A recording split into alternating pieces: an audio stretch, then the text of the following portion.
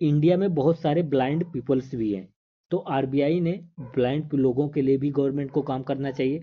तो आरबीआई ने क्या किया कि जैसे 500 हो गए, 1000 हो गए, उन नोटों को ब्लाइंड लोग आइडेंटिफाई कैसे करेंगे, तो उनके लिए एक मनी ऐप बनाया, मनी ऐप। तो मनी ऐप क्या है, ब्लाइंड लोगों लोगों को ये सिग्नल देता है कि नोट 500 की 1000 की है, तो वो आइडेंटिफाई कर सकते हैं इस सिग्नल से। ये सिग्नल कैसे देता है, मोबाइल कैमरा निकालेंगे ब्लाइंड लोग, उसको स्कैन करेंगे, और इवन नोट ऐसे फोल्डेड होगा तब भी ये बता देगा कि वो नोट किस मतलब कितने पैसे की, कितने रुपए की, और मल्टीपल लैंग्वेज, हिंदी इंग्लिश में भी ये बताता है। बट एक बात आप इसको याद रखें, मनी ऐप की एक प्रॉब्लम है। क्या प्रॉब्लम है, कि नकली नोट या जाली नोट को नहीं पकड़ सकता ये, ठीक है। तो ये आप याद रखेंगे, इतना ही मनी ऐप के बारे में। ये करेंसी रिलेटेड जनरल नॉलेज है, बिल्कुल यूपीएससी के लिए नहीं इंपॉर्टेंट है, नहीं पढ़ने की जरूरत है, आप बिल्कुल इसमें टेंशन मत लेना प्लीज, ठीक है। बाकी ये डाउनलोड करके आप पढ़ लेना, क्योंकि अब ये हैंड आउट फ्री हो गया है। I promise to the bearer, meaning of his promise, meaning of this promise. देखो, आप जब ये नोट लेते हैं 2000 की नोट या 1000 की नोट, तो उस पे ऐसे लगा, मैं धारक को 2000 रुपए अदा करने का वचन देता। I promise to pay the bearer the sum of 2000 rupees. तो सबसे पहले आप याद रखिए कि करेंसी नोट जो होती है वो बियरर करेंसी होती है, मतलब कोई भी यूज कर सकता है इसको। ऐसा नहीं है कि हाँ, मतलब मेरी 2000 की नोट मैंने आपको दिया तो आप यूज नहीं कर सकते, आप भी यूज कर सकते हैं। तो एक ये ओपन बियरर होती है, ठीक है, करेंसी नोट। पहला मैंने ये बता दिया। और ये इस स्टेटमेंट का मतलब क्या होता है, इस स्टेटमेंट का मतलब ये है कि आरबीआई कहता है कि जब भी तुम 2000 रुपए की नोट मेरे पास लेकर आओगे, तो या मैं तुम्हें 100 रुपए की 20 नोट दे दूं, 500 की 4 नोट दे दूं, मैं उसको एक्सचेंज करके दे दूंगा, ठीक है। तो इसका मतलब यही होता है। तो यहाँ पर आपने क्या सुना, कि कन्वर्जन तो हो जाएगा मनी का, लेकिन ये मनी नॉन इन्फ्लेशन एडजस्टेड है, मतलब आपको इन्फ्लेशन एडजस्टेड ये मनी नहीं है। अगर आप 2000 रुपये लेकर जा, 2000 रुपये आप 2 साल से अपने पास रखे हैं और बैंक में लेकर जाते हैं कि देखो भाई, आप 10% इन्फ्लेशन के अकॉर्डिंग 2000 पर हमको 2200 रुपये दे दो, जो भी होता होगा आप देख लेना, 1000 मतलब हाँ, 2200 रुपये दे दो। तो आरबीआई कहेगा नहीं, 2000 लेकर आए हो तो मैं 2000 रुपये ही दूसरे डोमिनेशन में, मतलब 100 की 20 नोट दे सकता हूँ सर, 500 की 4 नोट दे सकता हूँ सर, लेकिन मैं आपको इंटरेस्ट नहीं दे सकता, मतलब ये इन्फ्लेशन से एडजस्ट नहीं है, ठीक है।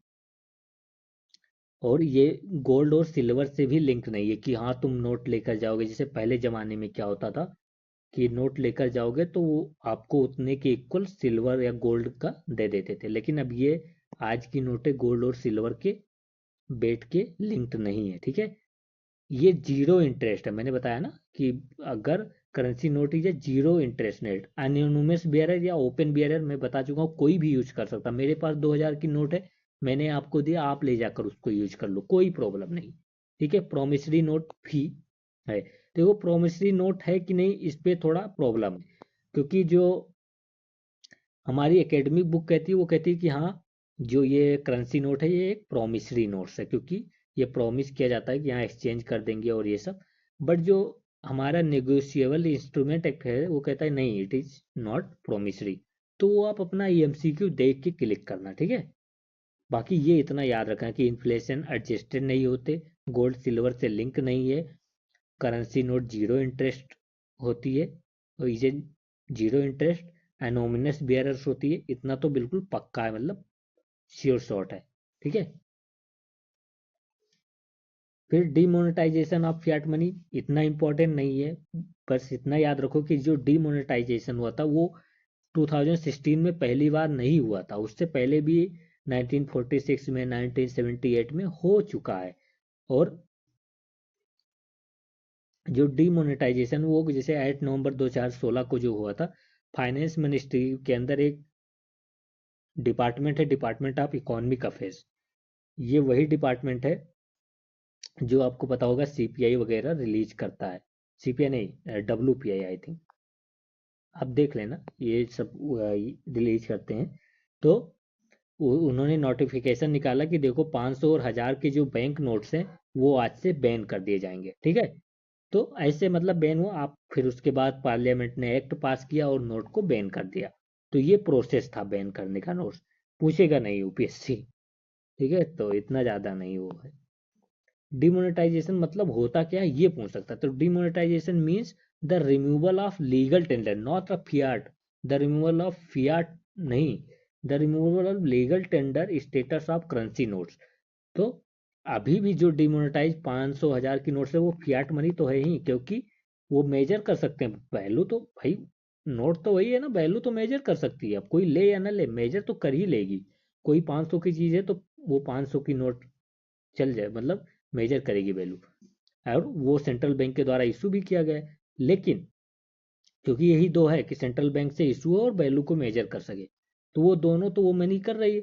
तो वो फियाट मनी तो अब भी है, लेकिन लीगल टेंडर नहीं, क्योंकि जो अदर पार्टी है, जो शॉपकीपर है आपका, वो आपको जूता मार के भगा देगा अगर वो नोट लेकर जाओगे तो कहेगा नहीं लूंगा भाई, ठीक है।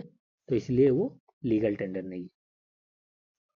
अच्छा, 2000 नोट के बारे में आपने सुना होगा कि बहुत ज़्यादा न्यूज़ थी कि 2000 नोट विड्रॉ कर लिया, तो ऐसे बहुत ज़्यादा परसेप्शन थे कि ये डीमोनेटाइज हो गया। तो आरबीआई ने ये क्लियर किया है कि जो 2000 की नोट्स है वो डीमोनेटाइज नहीं हुई हैं, उनको केवल विड्रॉ किया गया है सर्कुलेशन से, ठीक है।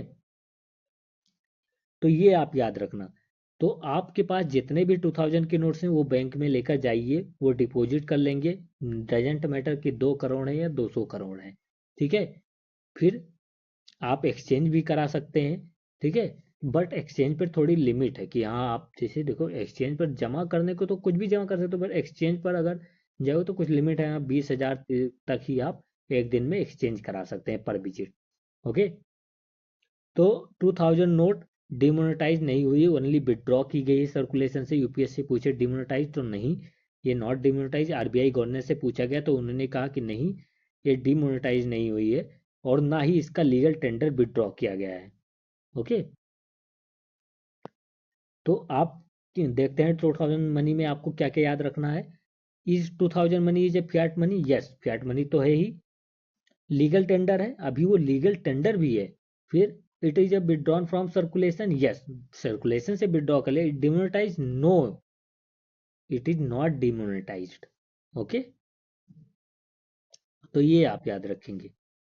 अब पॉइंट आता है कि 2000 नोट को विड्रॉ क्यों किया गया। तो बहुत सारे रीजन हो सकते हैं। कोई ऑफिशियल रीजन आरबीआई ने अभी दिया है, जो आप वही ऑफिशियल रीजन मतलब आरबीआई ने जो दिया वो हम याद करेंगे। बट जो ऑफिशियल रीजन नहीं दिया गया है जो हमें लग सकता है वो पहले हम देखेंगे।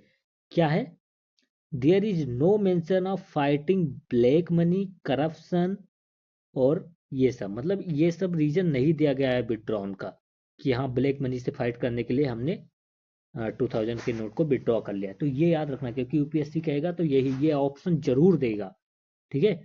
बाकी क्या ऑफिशियल रीजन दिया गया आरबीआई के द्वारा कि हाँ हमने क्यों 2000 का रुपए का नोट विड्रॉ कर लिया।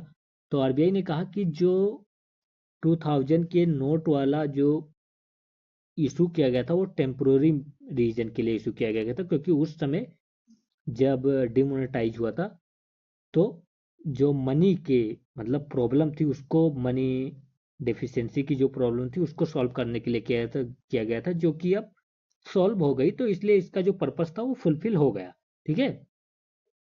शॉर्टेज ऑफ करेंसी को उस टाइम पे फुलफिल करने के लिए इसको इशू किया गया था, जो प्रॉब्लम अब सॉल्व हो चुकी है इसलिए हमने विड्रॉ कर लिया, ये रीजन किया। फिर आरबीआई ने कहा कि जो 2000 का नोट है ये तो मैं भी मानता हूँ, मेरे पास भी रहता तो 2000 नोट पड़ा ही रहता।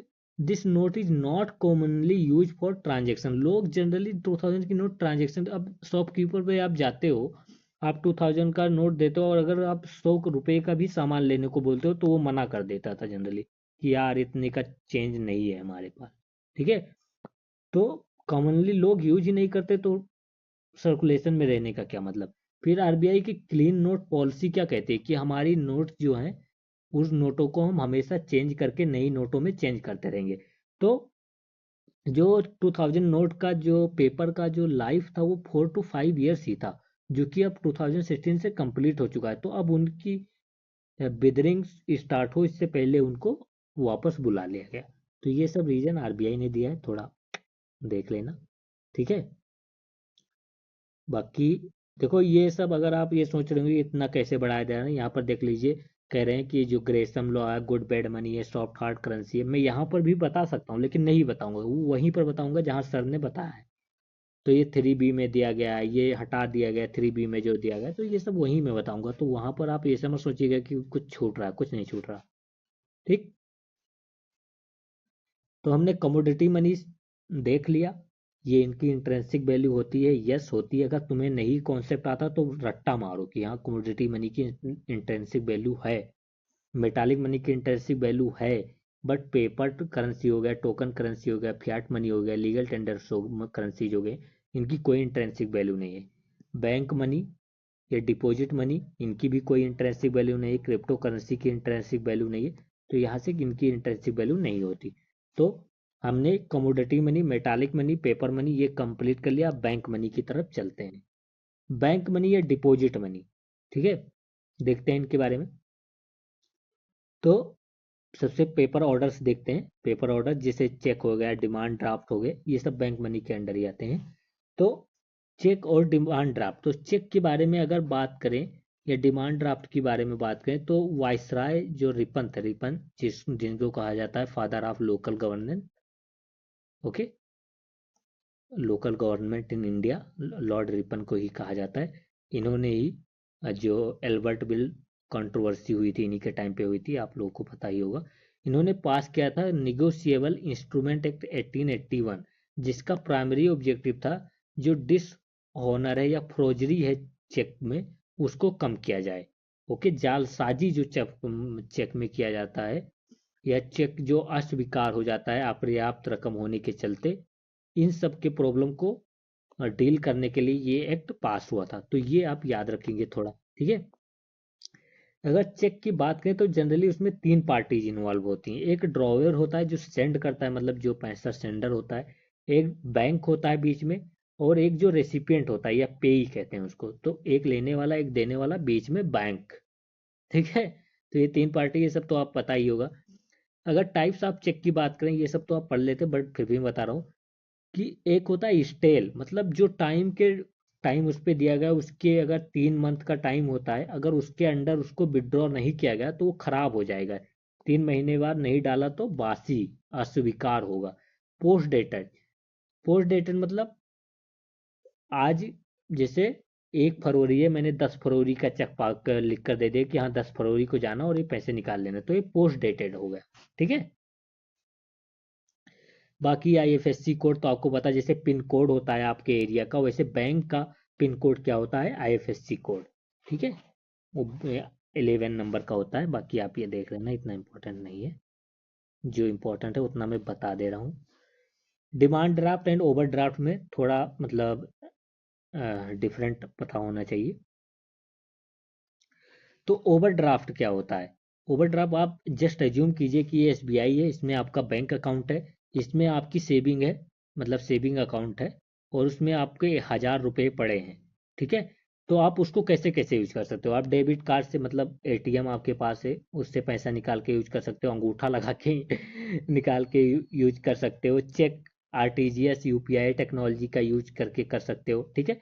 ऐसे आप वो 1000 रुपये यूज कर सकते हो।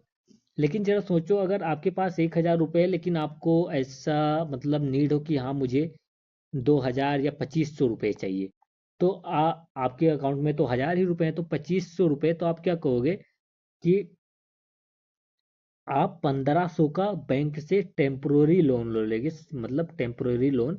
तो इसी को हम ओवरड्राफ्ट कहते हैं। मतलब 1500 का जो टेम्परेरी लोन ले लिया, छोटे टाइम पीरियड के लिए, 1 मंथ के लिए, 15 दिन के लिए, 20 दिन के लिए, उसको हम कहते हैं ओवरड्राफ्ट। तो बैंक जब ऐसे लोन देता है तो यही ओवरड्राफ्ट कहलाता है, ठीक है। तो आपके अकाउंट में 1000 थे, लेकिन 2500 की जरूरत थी, तो 1500 का बैंक ने लोन दे दिया आपको टेम्परेरी, याद रखना। तो इसको ओवरड्राफ्ट कहते हैं, लोन ना कहकर। क्योंकि लोन जो होता है वो जनरली लॉन्गर टर्म के लिए होता है, ओवरड्राफ्ट शॉर्ट टर्म के लिए, बहुत कम टाइम के लिए, ओके। तो ये आप याद रखेंगे। तो when a person has a insufficient bank balance still he may withdraw money from his account as a loan, such facility is called overdraft. एक पॉइंट याद रखना, प्रधानमंत्री जनधन अकाउंट जो है, जो बहुत ज़्यादा ओपन भी हुआ है, उसमें 10,000 का ओवरड्राफ्ट मतलब दिया जाता है लोगों को, कि हाँ उनके अकाउंट में कुछ भी पैसे नहीं है तब भी वो 10,000 निकाल कर यूज कर सकते हैं शॉर्ट टर्म के लिए, ठीक है। तो ओवरड्राफ्ट क्या होता है, शॉर्ट टर्म के एक्सपेंसेस को देखने के लिए होता है, एक्सपेंडिचर को। लोन क्या होता है, लॉन्ग टर्म के एक्सपेंसेस को या वैल्यू एक्सपेंसेस को देखने के लिए होता है। तो ये दोनों डिफरेंस है ओवरड्राफ्ट एंड लोन में, तो कंफ्यूज नहीं होना है ओवरड्राफ्ट एंड लोन में, ठीक है। डिमांड ड्राफ्ट क्या होता है, मैं सिंपल सा बताता हूँ कहानी के बारे के जैसे आपको समझ में आ जाएगा। डिमांड ड्राफ्ट जैसे मान लीजिए आपको डीयू में एडमिशन लेना है, ठीक है, दिल्ली यूनिवर्सिटी में। अब डीयू कह रहा है कि देखो आप हमको ले लाकर डिमांड ड्राफ्ट दीजिए। आप कहोगे क्या, कौन सा डिमांड ड्राफ्ट? तो डीयू कहेगा कि आप बैंक के पास जाओ, उसको पैसा देना 10,000 फीस, मतलब डीयू कहता है कि मुझे फीस डिमांड ड्राफ्ट के मतलब टाइप में चाहिए। तो आप बैंक में जाएंगे, 10,000 बैंक को देंगे, बैंक क्या कहेगा, ड्यू के नाम पर डिमांड ड्राफ्ट इशू कर देगा। अब आप वो डिमांड ड्राफ्ट लेकर ड्यू को दे देंगे, आपकी फीस कंप्लीट हो जाएगी। समझ में आया? ठीक है। तो ये हो गया डिमांड ड्राफ्ट। डिमांड ड्राफ्ट आप ये प्री पेड होता है, मतलब आप पेड करके तब जैसे मान लो gift card, Amazon Flipkart gift card, क्या करते हो, पहले पेड करते हो, फिर आपको गिफ्ट कार्ड मिलता है, फिर आप जाकर वहां पर यूज कर लेते हो, ठीक है।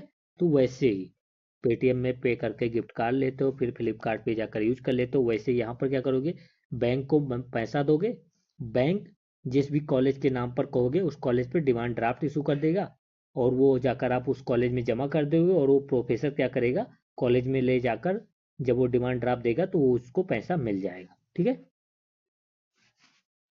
बाकी इसमें मुझे नहीं लगता बहुत ज़्यादा देखने की ज़रूरत थी।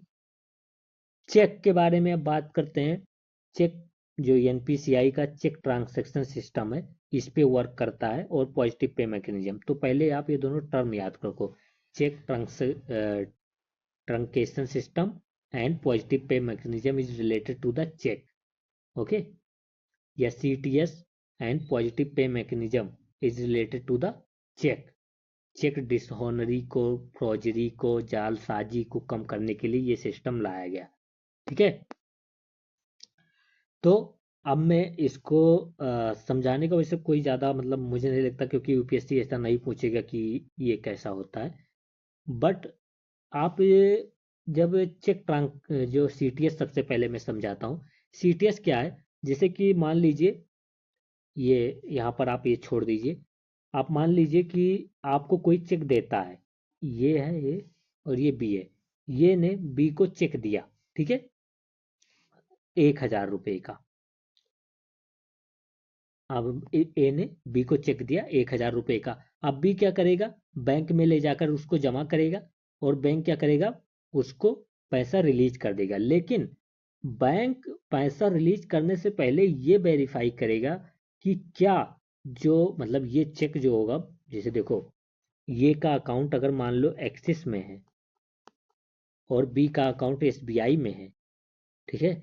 तो अब एसबीआई के पास बी लेकर गया चेक, ए के द्वारा दिया गया चेक जमा करता है। तो अब बी क्या करेगा, बी को पैसा चाहिए तभी तो वो पैसा तुम्हें देगा, तो वो बी क्या करेगा, ये चेक को ये के पास किसी तरह उसको भेजना पड़ेगा। तो पहले क्या होता, फिजिकल चेक भेजते थे। अब क्या होता है, चेक ट्रांजैक्शन सीटीएस आ गया, तो उसमें क्या होता है, इस चेक की फोटो लेगा जो एसबीआई है बी के द्वारा दिए गए चेक की, और उस चेक की फोटो को एक्सिस के पास भेज देगा, और एक्सिस फंड रिलीज कर देगा एसबीआई के पास, और एसबीआई फंड दे देगा बी को। नहीं समझ में आया कोई बात नहीं, छोड़ दो, या अगर आपको समझना ही होगा तो कमेंट करना, आपको मैं बता दूंगा। तो ये है पॉजिटिव पे मैकेनिज्म। क्या है पॉजिटिव पे मैकेनिज्म, इसी में थोड़ा एक अपर लेवल का है। अपर लेवल मीन्स इसमें अगर जो ये दोनों बैंक्स जो हैं, ये जो मतलब ये जो था वो चेक देने से पहले बी को उसकी फोटो ले लेगा। चेक देने से पहले बी को ये क्या करेगा, फोटो ले लेगा और अपने बैंक को भेज देगा, ठीक है। अब बी का जब अपने बैंक में एसबीआई में जाएगा, तो क्या होगा कि बी का बैंक जो होगा एसबीआई, ये भी फोटो लेगा और ये क्या करेगा, ये के बैंक को भेज देगा। तो दोनों फोटो अगर मैच होंगी तभी जो पैसा है वो रिलीज होगा। ठीक है, नहीं समझ में आया तो छोड़ दो, कोई बात नहीं। ठीक है, अभी 1 मिनट, बाहर से कुछ वॉइस आ रही तो उसको इग्नोर करना। ठीक है, तो सीटीएस क्या था, if SBI sent the copy of cheque in post courier, तो ये बहुत ज़्यादा, मतलब कोरियर बस से भेजता है तो बहुत ज़्यादा टाइम लगेगा, तो क्या करते थे कि स्कैन इमेज ऑफ कॉपी से कंपेयर करके पैसा रिलीज कर देते थे, दो एक बैंक दूसरे बैंक को। पॉजिटिव पे मैकेनिज्म क्या है, पॉजिटिव पे मैकेनिज्म है ये श्योर करने के लिए कि देखो ये चेक ट्रांसैक्शन सिस्टम क्या है, ये फास्टर रिलीज ऑफ फंड के लिए है। रट्टा मार लो, चेक ट्रांसलेशन सिस्टम है कि सारा जो चेक से मनी का जो ट्रांजेक्शन होता है वो फास्ट हो, इसलिए सीटीएस लाया गया। पॉजिटिव पे मैकेनिज्म क्या है कि ये जो चेक है उसमें कोई फेर बदली ना हो, मतलब अगर ये ये ने चेक जब बी को दिया, वो 10,000 का दिया था या 1,000 का दिया था, मान लेते हैं 1,000 का चेक दिया था, लेकिन बी क्या करे कि उसको उसमें एक जीरो और लगा दे, तो ये तो ये के साथ ना इंसाफी है। तो इसको रोकने के लिए लाया गया पॉजिटिव पे मैकेनिज्म। ठीक है, समझ में आ गया कैसे वर्क करता है। ये जो ये के द्वारा भेजी गई अपने बैंक को फोटो को, बी के द्वारा दी गई चेक की फोटो को बी का बैंक भेजेगा, दोनों अगर मैच हो जाएंगी तो फंड रिलीज होगा, नहीं मैच होगा तो फंड रिलीज नहीं होगा। ओके, बाकी यार अगर नहीं समझ में आया तो बताना और समझा देंगे। तो पहले क्या होता था मतलब सीटीएस से, चेक ट्रांजेक्शन सिस्टम से क्या होता है, 1-2 दिन लगते थे क्लियर करने में, स्कैन कॉपी को भेजते थे फिर वो क्लियर होता था। ठीक है, अब क्या हो गया 2024 में रिफॉर्म हुआ कि विद इन आवर्स आपका पैसा रिलीज हो जाता है सीटीएस में। ठीक है, तो पहले क्या था, कॉल्ड T1 सेटलमेंट, मतलब 1 दिन या 2 दिन सेटलमेंट, T1 मतलब 1 दिन सेटलमेंट साइकिल पे होता था 24 आवर्स। अब क्या हो गया, कॉल्ड ऑन रियलाइजेशन सेटलमेंट। तो अगर पूछा जाए, यूपीएससी पूछे कि the on realisation settlement was frequently seen in the news with respect to, तो चेक के रिस्पेक्ट में। ठीक है, ओके। अच्छा, हमने यूपीआई टेक्नोलॉजी देख ली, डिजिटल पेमेंट देख लिया, तो आरबीआई के पास पावर तो होनी चाहिए इन सबको रेगुलेट करने के लिए, नहीं तो बहुत ज़्यादा फ्रॉड होंगे डिजिटल पेमेंट में, यूपीआई में। तो इसके लिए गवर्नमेंट ने एक एक्ट बनाया, payment and settlement system act 2007। इसके अंडर आरबीआई को पावर होती है कि जितने भी कार्ड पेमेंट है, जैसे डेबिट कार्ड, क्रेडिट कार्ड, या ई पेमेंट है, या डिजिटल पेमेंट है, या प्रोडक्ट एंड सर्विसेज जो हैं, इन सबको रेगुलेट कर सकता है आरबीआई। तो ये याद रखना आप। ठीक है, सीबीएस क्या है, कोर बैंकिंग सॉल्यूशन क्या है। कोर बैंकिंग सॉल्यूशन मैं एक सिंपल टर्म में आपको बता देता हूँ।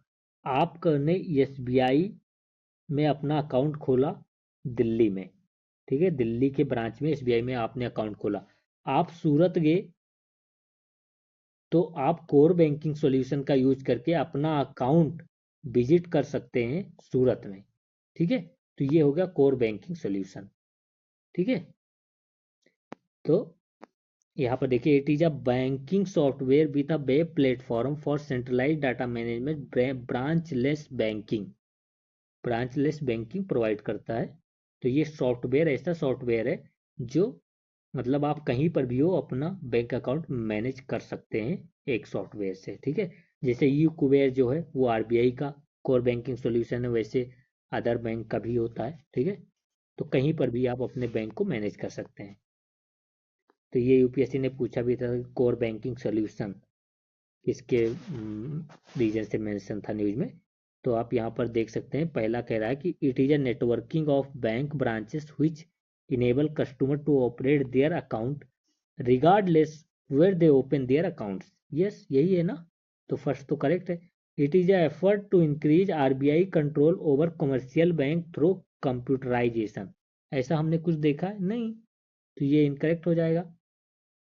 It is a detailed procedure by which bank with a huge non-performing asset taken over by the other bank. ऐसा कुछ था कि ज़्यादा एनपीए जिस बैंक में होगा उसको टेक ओवर कर लेगी अदर बैंक, ऐसा कुछ नहीं, तो ओनली वन आर करेक्ट। ठीक है, फिर कुछ देखते हैं हम पेमेंट ट्रांसफर गेटवेज। तो इसमें मैं जितना कहूँगा उतना ही याद रखना। जो आरबीआई का सेंट्रलाइज पेमेंट सिस्टम है वो दो हैं, कौन है? आरटीजीएस, जो कि बहुत ज़्यादा वैल्यू को ट्रांसफ़र करने के, जैसे 2000 करोड़, 3000 करोड़, ऐसे वैल्यू को ट्रांसफ़र करने के लिए आरटीजीएस मतलब रियल टाइम ग्रॉस सेटलमेंट का यूज करता है आरबीआई, या बैंक यूज करते हैं पेमेंट को ट्रांसफ़र करने के लिए। दूसरा पेमेंट गेटवे क्या है? National electronic fund transfer. इसमें अप टू 10 लाख मतलब पेमेंट बिजनेसमैन या कोई भी ट्रांसफर कर सकता है, इस गेटवे का यूज कर सकते हैं। तीसरा है एनपीसीआई का IMPS technology, immediate payment service. इसमें 5 लाख तक ट्रांसफर किया जा सकता है। ठीक है, यूजर 5 लाख तक ट्रांसफर कर सकते हैं, ट्रांजेक्शन कर सकते हैं। ओके, तो ये आप याद रखेंगे। बाकी इमीडिएट पेमेंट सर्विस में सेटलमेंट जो होता है वो इंस्टेंट हो जाता है, और आरटीजीएस में भी सेटलमेंट इंस्टेंट हो जाता है। बाकी नेशनल इलेक्ट्रॉनिक फंड ट्रांसफर जो है वो 30 मिनट लेता है। ये याद रखना, ये मत भूलना कि आरबीआई के सेंट्रलाइज पेमेंट सिस्टम कौन से हैं, आरटीजीएस एंड नेफ्ट हैं। ठीक है, बाकी इसमें ये याद रखना कि आरटीजीएस और नेफ्ट पहले केवल बैंक को ये सर्विस मिलती, केवल बैंक के पास ये टेक्नोलॉजी होगी कि इतने ज़्यादा फंड किसी का वो ट्रांसफ़र कर सके, ये टेक्नोलॉजी को यूज कर ये सॉफ्टवेयर को यूज करके। लेकिन अब क्या हो गया, अब कोई नॉन बैंक एंटिटीज भी ये, और तो नॉन बैंक एंटिटीज जैसे फ़ोन पे हो गया या अमेजोन पे हो गया, ये सब भी यूज कर सकते हैं आरटीजीएस या नेफ्ट एंड आरटीजीएस टेक्नोलॉजी वो अपने कस्टमर के लिए। ठीक है, फिर जो आईएमपीएस है वो तो बैंक्स प्रीपेड ये सब तो यूज ही कर रहे हैं। प्रीपेड क्या है, जैसे अमेजोन होता है उसमें आप पहले पैसा ऐड करते हो फिर उसका यूज करते हो ना, उसमें ऐसा होता है ना प्रीपेड।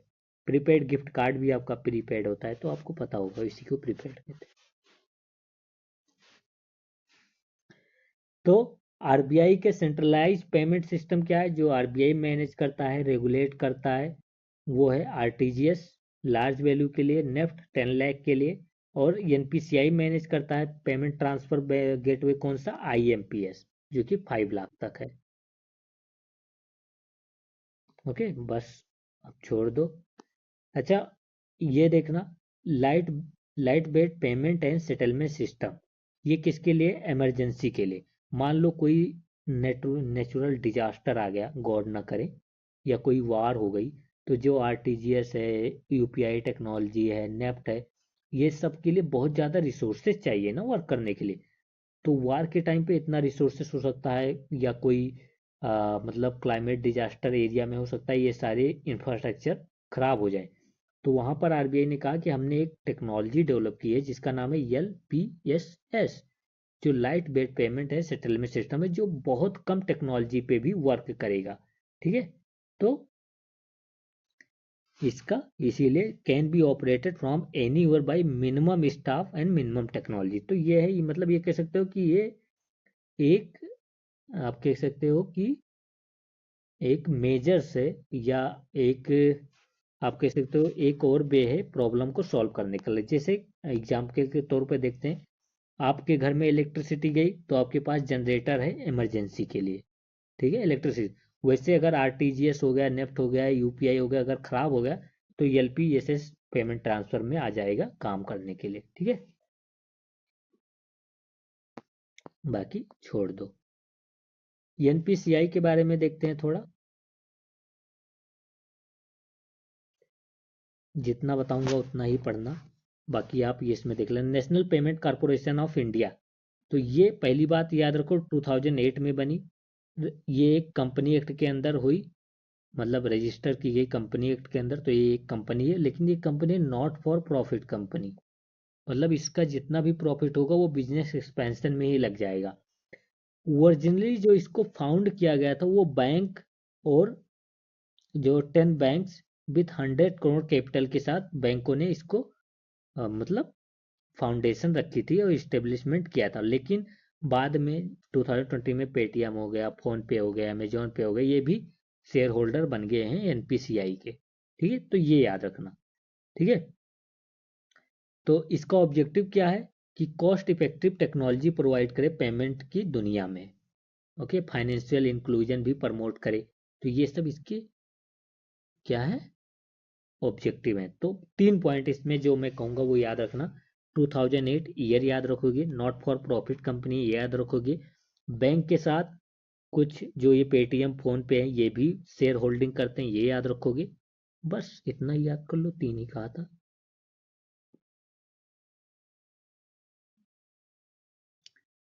तो अब ये देखो मैंने इतना पढ़ाया तो क्वेश्चन तो सॉल्व करना पड़ेगा। स्टेटमेंट 1 कह रहा है कि इन इंडिया द आरटीजीएस, सोच लो गलत हुआ तो ठीक नहीं है, NEFT payment system are owned and operated by the National Payment Corporation of India NPCI. सही है या गलत? गलत है, क्योंकि आरबीआई करता है, मैंने पहले ही बताया था। जो एनपीसीआई है वो कौन करता है? एनपीसीआई कौन से पेमेंट ट्रांसफर गेटवे को ऑन या ऑपरेट या रेगुलेट करता है? तो वो आईएमपीएस है या यूपीआई टेक्नोलॉजी है, इन सबको ऑपरेट करता है एनपीसीआई। ठीक है, स्टेटमेंट 2 क्या कह रहा है? National payment corporation of India is entity promoted या ओन्ड बाय बैंक्स। बिल्कुल, बैंक ऑन करते हैं ना, देखा हमने कि originally owned by the banks. तो 2 तो सही है और फर्स्ट गलत है। इसमें ऐसे स्टेटमेंट वाले में एक बेनिफिट होता है कि एक गलत आप पकड़ ले तो दूसरा आपको वैसे ही पता चल जाएगा। चलो, अब मैं जो बताऊंगा उतना ही पढ़ लेना, उससे ज़्यादा इसमें बहुत ही डीप मत जाना। बाकी अगर जाना होगा तो डॉक्यूमेंट डाउनलोड करके पढ़ोगे, इजीली समझ में आ जाएगा। तो एनपीसीआई मैंने बताया कि ये एक कंपनी है, नॉट फॉर प्रॉफिट कंपनी है, बैंकों ने मिलकर इस्टेब्लिश किया था, बाद में पेटीएम वगैरह भी इसके शेयर होल्डिंग रखते हैं। इसका काम क्या है कि कॉस्ट इफेक्टिव टेक्नोलॉजी बैंकों को प्रोवाइड करना है। ठीक है, जैसे यूपीआई टेक्नोलॉजी हो गई ऐसे। तो एनपीसीआई ने बनाया UPI technology, unified payment interface. ठीक है, और इस यूपीआई टेक्नोलॉजी का यूज करके बहुत सारे बैंकों ने, जैसे एनपीसीआई ने यूपीआई टेक्नोलॉजी का यूज करके अपना एक पेमेंट गेटवे बनाया आईएमपीएस। ओके, वैसे बहुत सारे बैंकों ने भी यूपीआई टेक्नोलॉजी का, जैसे पेटीएम ने अपना, पेटीएम बैंक ने अपना बनाया। ठीक है, यूपीआई टेक्नोलॉजी का यूज करते हुए अपना ऐप बनाया। तो ऐसे यूपीआई टेक्नोलॉजी का यूज करके बहुत सारे ऐप ने अपना अपना ऐप बनाया, हर बैंक ने भी बनाया हुआ है। तो यूपीआई टेक्नोलॉजी बेसिक है, उसके ऊपर बहुत सारे एक डेवलप हुए हैं। ठीक है, तो ये आप याद रखेंगे। तो ये एनपीसीआई ने ही यूपीआई टेक्नोलॉजी बनाया। ठीक है, तो यूपीआई टेक्नोलॉजी का एक बेनिफिट आप याद रखें कि जब यूपीआई टेक्नोलॉजी जब नहीं थी तब क्या होता था कि ये आपका बैंक अकाउंट है और ये फोन पे। ओके, तो पुश ट्रांजैक्शन मैंने बताया था, जब आप खुद ऐसे स्कैन करके खुद पिन कोड डाल के आप पैसा ट्रांसफर करते हैं तो वो पुश ट्रांजैक्शन है, अपने हाथ से खुद से। पुल ट्रांजैक्शन कैसे हुआ? आपने नेटफ्लिक्स का सब्सक्रिप्शन ले लिया, वो हर मंथली खुद का क्या कर रहा है, आपके अकाउंट से मनी पुल कर रहा है या निकाल ले रहा है, तो वो पुल ट्रांजैक्शन। तो ये दोनों यूपीआई टेक्नोलॉजी इनेबल करती है, पुश ट्रांजैक्शन भी है, पुल ट्रांजैक्शन भी। ठीक है, ये आप याद रखेंगे। बाकी उसमें और कुछ नहीं मुझे ऐसा लगा कि जरूरी है। ये याद रखना कि एनपीसीआई ने जो है, जो कंपनी जो है, उन्होंने कुछ देश जैसे Bhutan, Nepal, Singapore, Europe, Mauritius, Sri Lanka, वहाँ पर टाई अप किया है वहाँ की गवर्नमेंट के साथ, वहाँ के बैंक के साथ। तो इंडियन टूरिस्ट जो इन कंट्रीज में जाएंगे वो यूपीआई टेक्नोलॉजी का यूज करके क्या कर सकते हैं, पैसा खर्च कर सकते हैं, शॉपिंग कर सकते हैं। तो ये आप थोड़ा याद करना। हाँ, इंटरनेशनल लेवल पर भी जा रही है। ठीक है, अच्छा, यूपीआई टेक्नोलॉजी का डेली ट्रांजैक्शन लिमिट्स मुझे नहीं पता ये क्या है, बट आप इतना याद रखेंगे कि हाँ, डिफरेंट डिफरेंट पर्सन के लिए डिफरेंट डिफरेंट है। जैसे कैपिटल मार्केट में इन्वेस्ट करने वालों के लिए अलग है, नॉर्मल ट्रांजैक्शन के लिए अलग है। तो ये यूनिफॉर्म नहीं है, इतना याद रखेंगे बस। बाकी ये पढ़ लेना। पुश एंड पुल ट्रांजैक्शन मैं पहले ही बता चुका हूँ। ठीक है, तो यो एक बार आप ये भी याद रखें कि जो पुल ट्रांजैक्शन होता है वो मतलब हर बार ये जरूरी नहीं कि आपको पिन कोड डालना पड़े। आप फर्स्ट टाइम जब सब्सक्रिप्शन लेते होंगे नेटफ्लिक्स का, तभी आप पिन कोड डालकर पेमेंट ट्रांसफर करते हैं। उसके बाद वो सब्सक्राइब जब हो जाता है तो वो पैसा खुद ही नेटफ्लिक्स काट लेता है ना। तो वो ये आप याद रखेंगे। अच्छा, UPI delegated payment to create secondary account. Secondary account मतलब आप ऐसा मान लीजिए कि आप ये फादर से, लेकिन या आप बड़े भाई हैं, आपका छोटा भाई, ये है, इसका ना कोई बैंक अकाउंट है ना यूपीआई टेक्नोलॉजी, तो आप अपनी यूपीआई टेक्नोलॉजी इससे शेयर कर सकते हैं। तो ये आप जितना इसको अमाउंट मतलब उस पे इनेबल करेंगे उतना अमाउंट ये यूज कर सकता है, ठीक है, आपके बैंक अकाउंट से। तो ये हो गया। तो ये भी आपको मैं ये क्यों बता रहा हूँ समझ रहे हो। यूपीएससी कहेगा कि what could be possible through the UPI technology. Pull transaction, push transaction, delegated payments, ठीक है। तो आपको उस टाइम पे ये नॉलेज लगाना है कि हाँ ऐसा होता था, ठीक है। यूपीआई टेक्नोलॉजी अब फीचर फोन्स में भी, मतलब एक कीपैड वाले फोन में भी चलता है, 1 2 3 करके पे कर सकते हो आप, ऐसे कोड मिलता है आपको, ठीक है, फीचर फोन्स कीपैड वाले फोन में, ठीक है। और फिर आप यूपीआई टेक्नोलॉजी का यूज करके मतलब आप अपने वॉइस से, है श्री इतना पैसा ट्रांसफर करो, है गूगल या है पेटीएम इतना पैसा उस अकाउंट में ट्रांसफर करो, तो आप इंटरेक्टिव वॉइस रिस्पॉन्स भी है यूपीआई टेक्नोलॉजी, मतलब ये करके भी आप कर सकते हैं।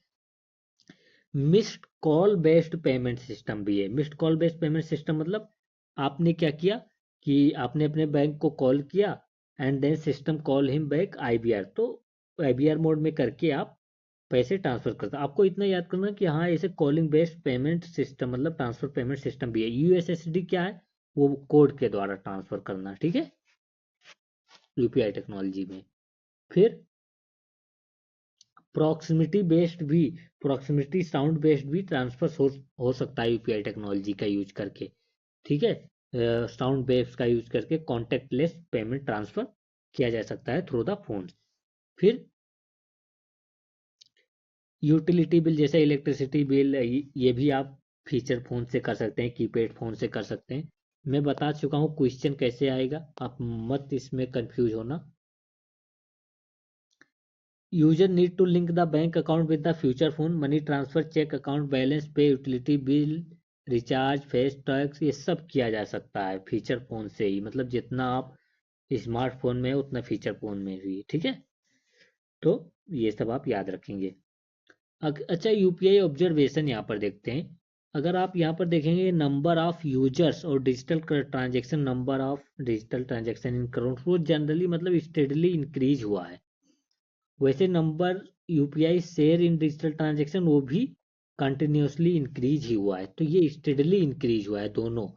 Total number of digital transaction 3 years में कंटिन्यूसली इंक्रीज हुआ है, share of UPI in digital transaction वो भी स्टेडली इंक्रीज हुआ है लास्ट 3 ईयर्स। तो ये स्टेडली जब आता है तब शौक हो जाते हैं, तो इसलिए ये याद रखेंगे। ओके। यूपीआई लाइट क्या है, आप पेटीएम यू ओपन करना और खुद देखना यूपीआई लाइट क्या है। यूपीआई लाइट आप वहां पर देखोगे कि एक मतलब यूपीआई लाइट वॉलेट होता है जिसमें आप अपने यूपीआई से उसमें कुछ पैसा रख सकते हो, और जब आपका बैंक अकाउंट सर्वर नहीं काम करेगा तब भी आप यूपीआई लाइट का यूज करके पेमेंट कर सकते हो, ठीक है। तो वही यूपीआई लाइट है। 1 मिनट रुकिए। ओके। सो यूपीआई लाइट का आप ऐसे याद रखेंगे, मैक्सिमम पर जो लिमिट है मतलब एक बार में आप कितना ट्रांसफर कर सकते हैं तो 500, और बैलेंस कितना उस वॉलेट में रख सकते हैं तो वो 25 मतलब 2000 से, ठीक है। और इसमें आपको पिन वगैरह की कोई ज़रूरत नहीं पड़ती, डायरेक्ट ट्रांसफ़र कर सकते हो। Less transaction failure because even if centre bank server is facing, मतलब अगर आपके बैंक सर्वर में प्रॉब्लम भी है तब भी आपका पेमेंट ट्रांसफ़र हो जाएगा यूपीआई लाइट के द्वारा। नहीं समझ में आया तो आप आज पे अपना पेमेंट ऐप जो भी यूज कर रहे हो उसको खोलना और उस पे देखना, आपको वहां पे समझ में आ जाएगा, ठीक है। फिर आगे देखते हैं UPI light versus UPI light x. UPI देखो, यूपीआई लाइट जो है वो उसके लिए नेटवर्क तो चाहिए भाई, इंटरनेट चाहिए यूपीआई लाइट के लिए। बट यूपीआई लाइट एक्स जो है वो और एडवांस है, मतलब आप ऑफलाइन है तब भी पेमेंट कर सकते हैं, बस आपको कुछ दिन में ऑनलाइन आना पड़ेगा। ठीक है, तो यूपीआई लाइट में फिर से समझ आता हूँ, ये आपका बैंक बैलेंस है, भरा हुआ है पूरा। ठीक है, तो आप कुछ पैसे ट्रांसफर कर देंगे, जैसे आप पेटीएम यूज कर रहे हैं तो पेटीएम का यूपीआई लाइट में इसकी मैक्सिमम लिमिट कितना होती है, 2000। तो ये आपके पेटीएम यूपीआई लाइट में आपका क्या इसमें बेनिफिट रहेगा कि जब भी आप मतलब पेमेंट करना होगा किसी शॉपकीपर को, छोटे छोटे पेमेंट, तो उसमें आपको पिन की कोई रिक्वायरमेंट नहीं होती। ठीक है, आपको पिन डालना नहीं पड़ेगा। लेकिन अगर आप डायरेक्ट पेमेंट करते हैं तो आपको क्या करना पड़ेगा, हर बार पिन डालना पड़ता है, बैंक सर्वर देखना पड़ता है, ये सब। लेकिन यूपीआई लाइट से क्या होगा, आपको पिन और बैंक सर्वर की चिंता कम कर देनी पड़ेगी। ठीक है, यूपीआई लाइट एक्स भी ऐसे ही वर्क करता है, उसमें भी आपको पिन नहीं डालना पड़ेगा। लेकिन इंटरनेट रिक्वायरमेंट यूपीआई लाइट में है, मतलब इंटरनेट चाहिए। लेकिन यूपीआई लाइट एक्स में इंटरनेट भी नहीं चाहिए, आप ऑफलाइन है तब भी ट्रांसफर कर सकते हैं। तो ये आप याद रखेंगे। ओके, तो यहाँ पर ये टेबल दिया हुआ है, आप ये अच्छे से पढ़ेंगे, नहीं समझ में आएगा तो बाकी आप बताना। देखो, यूपीआई लाइट में इंटरनेट कनेक्टिविटी की जरूरत होती है, इसके बिना आप नहीं कर सकते। Okay, but UPI light x जो है उसमें कोई इंटरनेट की कनेक्टिविटी की जरूरत नहीं पड़ती। वर्क ऑफलाइन है तब भी हो जाता है using near field communication technology, but आपको कभी ना कभी 4 दिन के अंदर ऑनलाइन आना पड़ेगा। ठीक है, तो ये याद रख। फिर मैंने कहा था कि यूपीआई से आप कन्वर्जेशनल पेमेंट भी कर सकते हैं। वो कैसे, है सिरी, है अलेक्सा, है गूगल, रिमाइंड मी।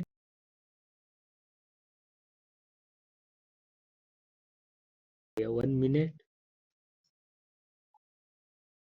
No, sorry. ओके, अब नहीं बोला जाएगा। ओके, ठीक है, तो ऐसा करके भी आप मतलब पेमेंट कर सकते हो। ठीक है, तो ये याद रखना। वॉइस कमांड होता है, make it more convenient for the blind people जो होते हैं, तो वो कहेंगे, क्या कहेंगे वो आप जानते हैं, तो उससे वो पेमेंट कर सकते हैं। ओके, फिर आगे देखते हैं। Pre sanctioned credit line, pre मतलब पहले से ही, सैंक्शन मतलब अलाउड, क्रेडिट लाइन मतलब लोन। ठीक है, अब हम समझते हैं। When a banker allow an account holder to borrow up to predetermined amount of money without having apply a loan, it is called pre-sanctioned credit line। जैसे देखिए, लोन के लिए आपको, नॉर्मल लोन के लिए क्या करना पड़ता है, आपको बहुत ज़्यादा लेंदी पेपर वर्क के लिए जाना पड़ता है, कोलेटरल देना पड़ता है, मतलब कोलेटरल मतलब आपको कुछ गिरवी रखना पड़ेगा तभी वो लोन देंगे। लेकिन प्री सैंक्शन क्रेडिट लाइन में क्या होता है, देखो इंटरेस्ट रेट इसका ज़्यादा होगा क्योंकि इसमें ना आपको लेंदी पेपर वर्क है, ना कोई कोलेटरल देखना है, तो ये अनसिक्योर्ड होता है, नहीं कोलेटरल होता है, फास्टर होता है। ठीक है, तो एक हमने पहले ही देख रखा है, प्री सैंक्शन क्रेडिट लाइन, जैसे ओवरड्राफ्ट मैंने आपको बताया था, फिर से बता देता हूँ। ओवरड्राफ्ट क्या है कि आपके बैंक में 1000 रुपये हैं, लेकिन आपको 2500 की जरूरत है, तो आप 15,000 बैंक से ओवरड्राफ्ट ले सकते हैं, लोन ले सकते हैं शॉर्ट टर्म के लिए। ठीक है, तो ये ओवरड्राफ्ट है। फिर है क्रेडिट कार्ड, ये भी प्री सैंक्शन क्रेडिट लाइन होती है। देखो, आपका क्रेडिट कार्ड का प्री सैंक्शन होता है कि हाँ 50,000 ही लिमिट है, आप इतना ही खर्च कर सकते हैं, तो प्री सैंक्शन है, पहले से ही आपको अलाउ कर दिया गया कि इतना ही कर सकते हैं। ठीक है, फिर ओवरड्राफ्ट, ओवरड्राफ्ट लेने के लिए 3 वेज हैं। आप ओवरड्राफ्ट एक ब्रांच विजिट करना पड़ेगा कि देखो, आप बैंक में अपने जाएंगे, फॉर्म देंगे, वो फॉर्म भरकर आप बैंक को देंगे कि हाँ देखिए, आप मुझे 10,000 का ओवरड्राफ्ट चाहिए जब भी मुझे अर्जेंसी हो, तो वो बैंक अलाउ कर देगा। फिर बैंक के वेबसाइट पर ऑनलाइन कर सकते हैं। तीसरा है यूपीआई के द्वारा भी ले सकते हैं ओवरड्राफ्ट। तो फिर यूपीआई टेक्नोलॉजी से क्या क्या संभव है, तो ओवरड्राफ्ट लेना भी या प्री सैंक्शन क्रेडिट लाइन लेना भी संभव है। ठीक है, मैं क्वेश्चन आंसर साथ में बता रहा हूँ साथ साथ। UPI pre sanction credit line overdraft in UPI, मैंने बता दिया RBI allowed the pre sanction credit line या ओवरड्राफ्ट, जो फैसिलिटी है वो यूपीआई टेक्नोलॉजी के थ्रू भी अब हो सकता है। So even a person does not have balance in his bank account he can use the UPI technology for the shopping वगैरह, ये आप समझते हैं। प्रिंसिपल एंड इंटरेस्ट दोनों देना पड़ेगा बाद में। ओके, तो ये मैंने आपको बताया था कि आपके बैंक में पैसा नहीं है तो आप लोन ले सकते हो शॉर्ट टर्म के लिए, उसी को ओवरड्राफ्ट कहते हैं। और उस पे प्रिंसिपल और इंटरेस्ट दोनों देना पड़ता है, ठीक है। और यूपीआई टेक्नोलॉजी का यूज करके भी आप ये ले सकते हैं।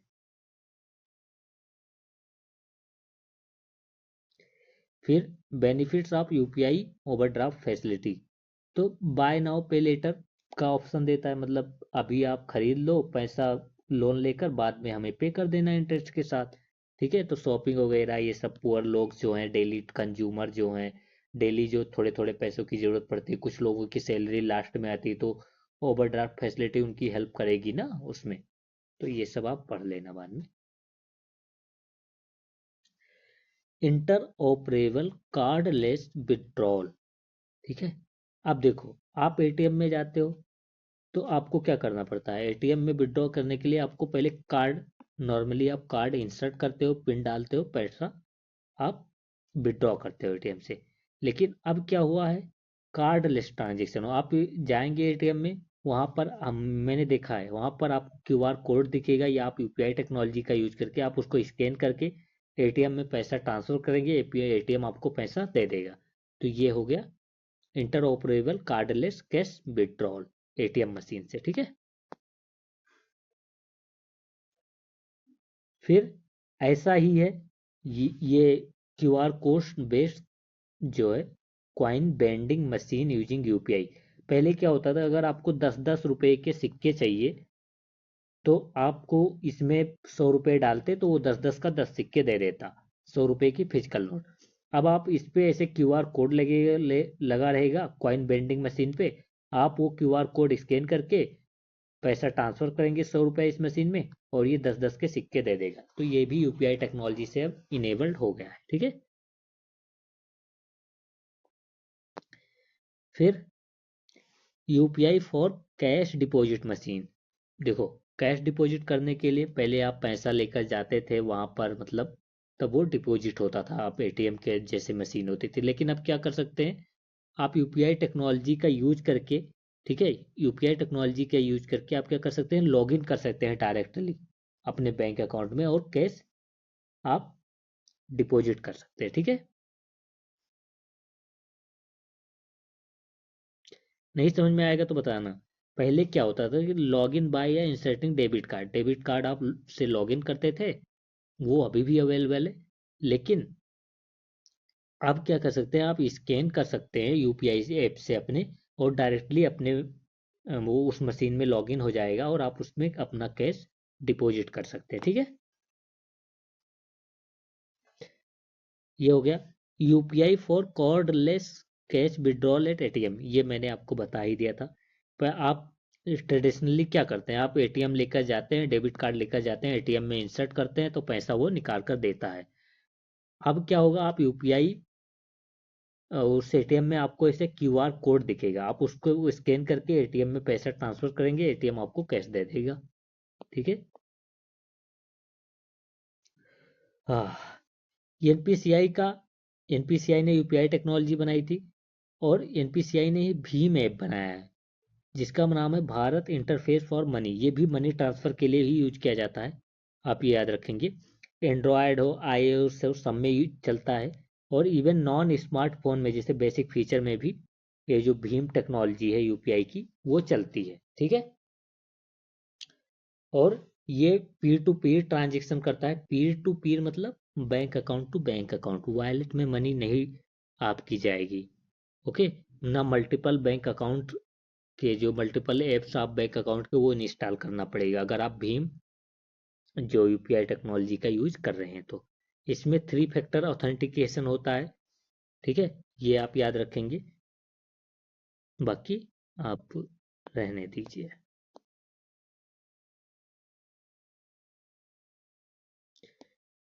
ओके, रखिए देखते हैं। और 1 मिनट।